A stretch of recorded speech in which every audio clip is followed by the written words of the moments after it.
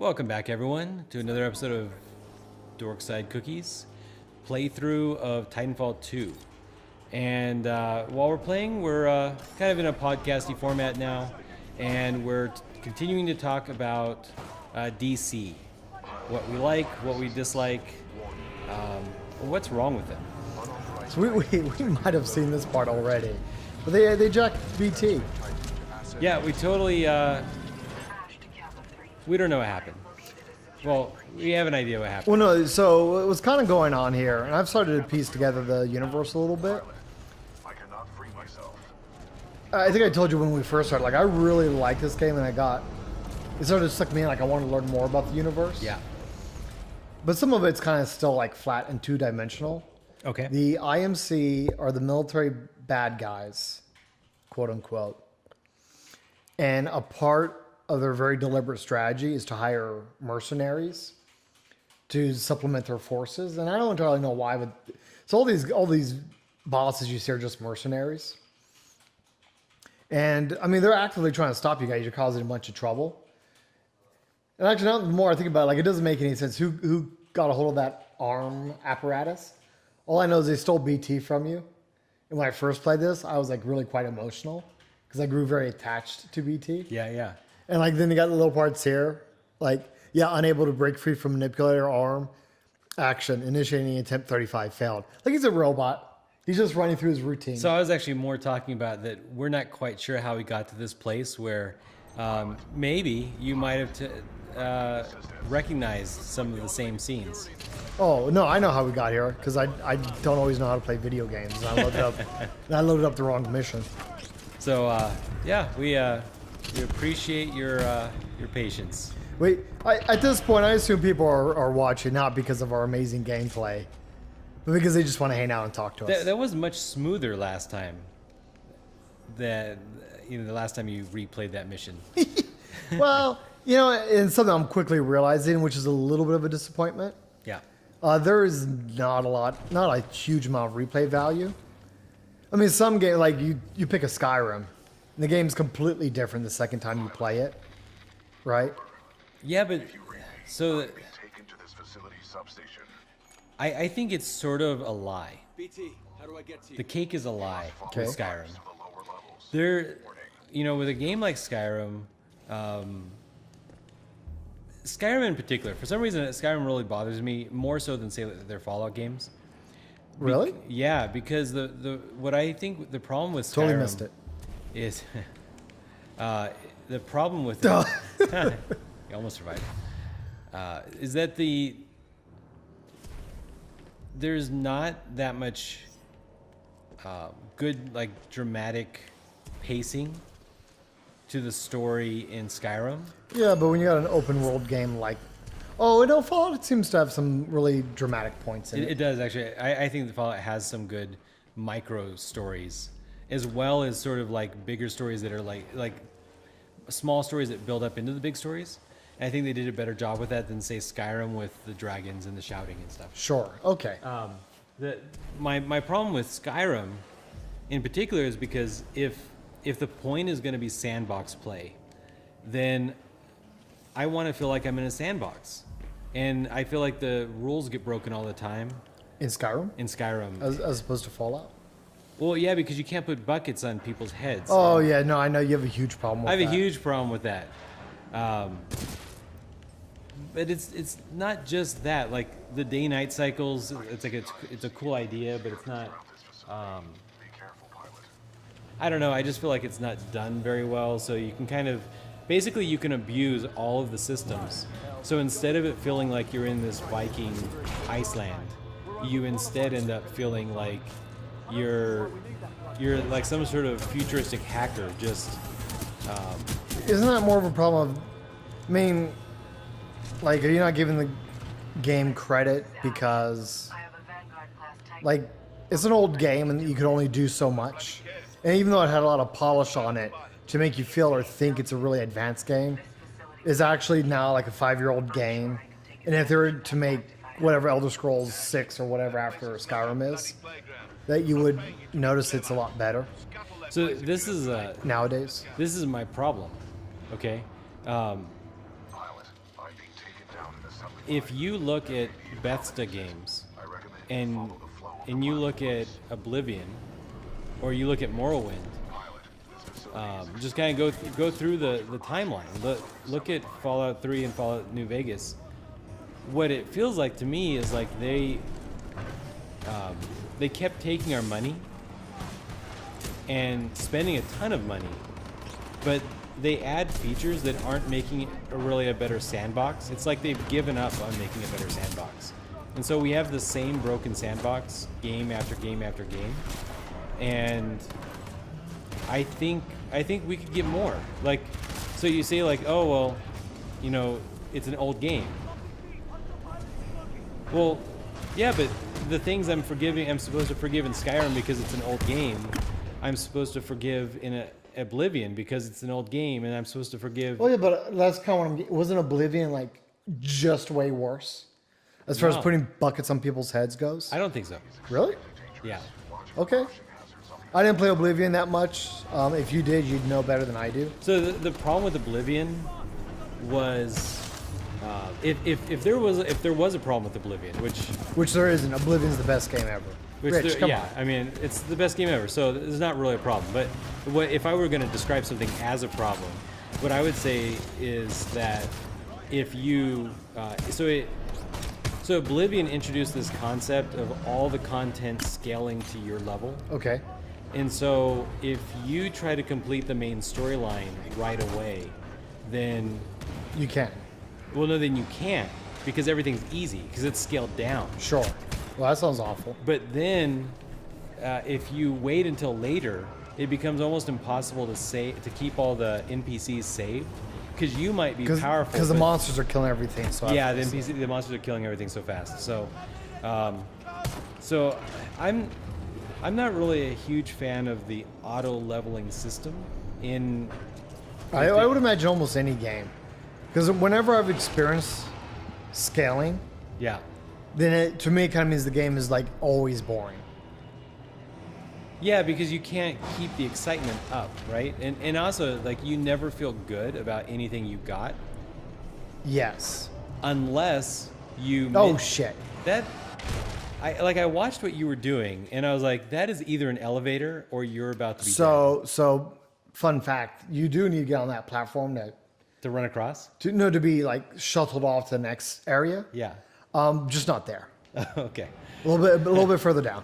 So, yeah, like if a choice in advancement makes you feel good in a game that scales, then yeah, you're just gonna basically you've probably broken the scaling system. City of Heroes? I kind of feel like City of Heroes felt that way. City of Heroes. Okay, let me think about how it advanced, because I honestly Damn it! I felt great with my level 50 tanker. Yeah, but didn't the game still kind of feel the same? Didn't they have scaling in that game? Okay, so they did what you normally have to do with scaling systems to make it entertaining at all. And Bethesda does it as well, is you only introduce certain types of characters or certain types of obstacles at higher levels, so that you actually have to apply new skill sets that you just flat out can't do. So it's not just numbers, right? It's not just like, can you deal enough numbers to win? It's, can you deal enough numbers, and can you handle being stunned regularly, or some sort of Some additional mechanic. yeah. And I thought superheroes did that for the most part. But yeah, some of the missions definitely in City of Heroes, they could be boring at high levels. And at some point, they were all pretty much boring, because the only thing they can do for certain types of play, especially when they don't know what anybody's going to be able to do, because that was, it was a point-based system, right? So everybody had different stuff. So they have to make all the obstacles sort of generic, which is a different problem entirely. And this might entirely be unfair because it was an old game. I kind of really is there another? I just want another City of Heroes today. It's built with the latest technology. No. I think everybody really, really hoped that Champions Online was going to be that thing. Yeah. And it's. Oh I don't my know. god. When did it get bad? When did you get bad? Huh. So that's our talk on DC. Yeah, that was our tremendous. No, we in-depth- totally got distracted. City of Heroes was still actually at least somewhat comic related. Yeah. The one thing I remember from City of Heroes was actually specifically playing City of Villains. And in City of Jesus. And in City of Villains, trying to play Skeletor. That's the thing I loved about that game. Is that you can... Oh, no! Violating copyright. Well, yeah, they knew what they were doing. They gave you... Oh, Jesus. They gave you so many options. Wait, but what type did you choose for your villain to be Skeletor? Oh, Zombie Master? Like That's- Isn't that even Skeletor? No. And well, because they didn't really have a Skeletor one. And then, and then I named all the zombies you summon, right? Because you're a mastermind is what they call the class, which was it's just a summon class. And so mastermind, and this mastermind could summon zombies, and so then I named them all after He-Man and Oracle and Man-at-Arms. Like Skeletor had gone around and won, and killed all of them and made them zombies. And didn't slaves. just wipe their memories and. Exactly, like he actually won. Yeah. And I had so much more fun than I ever should have. That was the best thing ever. I'm terrible at MMOs. I didn't even get to like the mid game, but that's what I remember from the game, and it was like the best thing ever. I don't know what was up with City of Villains, but I never got very high level. So I had maxed out characters in City of Heroes, and I had lots and lots of characters in City of Villains. Okay. But it was like it was more fun to make a new character in some sort of wacky villain than it was to actually play that wacky villain. And I think it's because being a villain just doesn't, it's not emotionally satisfying to me. Sure. So- Well, and that was kind of like, seriously, with their character creation system, that was kind of like the point of that game was for you to make things. Because they gave you so many options. It was? Did you ever do the DC MMO? DC, no, I never did. Awful. Going back to our theme. No, I mean, I always kind of question or wonder, like, did I try it too late? Was that PlayStation? Damn, oh, come on. How am I bad? I think it's PC, and then they ported it to PlayStation. Okay. And it was like City of Heroes Light is kind of how I felt about it. So you can make heroes. Yeah. Okay. And I mean, kind of cool parts is you'd like pick a patron, like Batman or Wonder Woman or whatever. And that was fine. I just felt like it was kind of like a lot of DC's games, except for like maybe Batman. And that's probably more because it was made by Rocksteady. Yeah. And nothing to do with WB. They just got lucky and had a good developer. But it felt kind of like a cash in to me. Like the quality other developers bring to their games wasn't there. The graphics felt cheap. The combat felt clunky. The animation was clunky. The story... Like, I remember the cinematics being, like, super engaging. Because you got this almost, like, Crisis...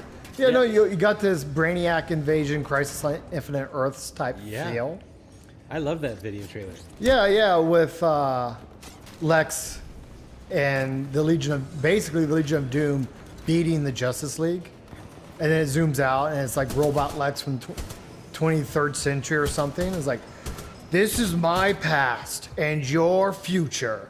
Like, what? What's going on? Yeah. And I'm here to help you stop it from happening.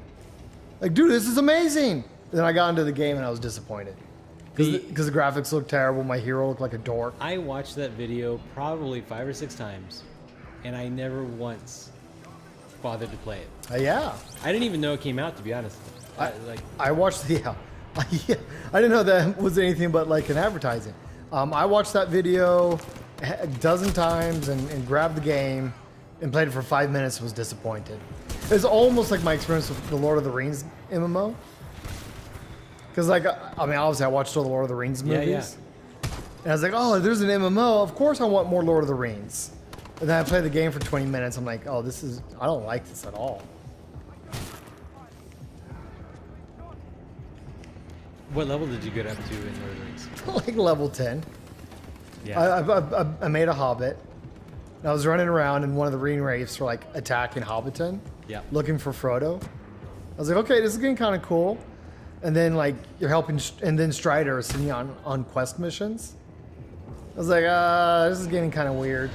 And then you're running around the Shire like chasing after chickens.